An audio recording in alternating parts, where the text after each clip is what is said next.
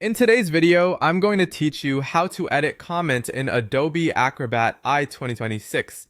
By the end of this walkthrough, you'll know exactly where to find your PDF, how to reveal the comments panel, and how to make quick, clean edits to any comment without losing your place.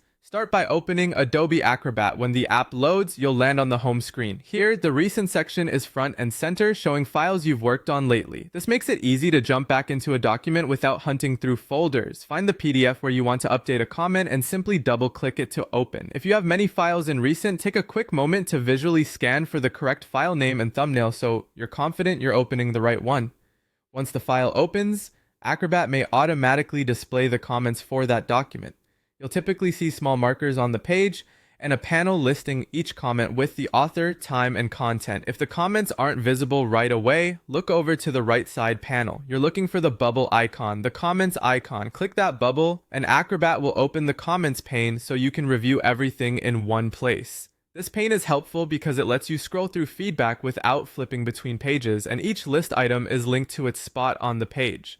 Now choose the specific comment you want to edit. Click it in the comments list so it's selected and easy to focus on. Next, look for the three dots, the More Options menu, on that comment.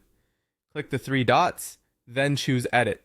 Acrobat will switch that comment into an editable state, placing your cursor right in the text area so you can update the wording, fix a typo, or clarify a point. Keep the original intent intact if others are collaborating with you.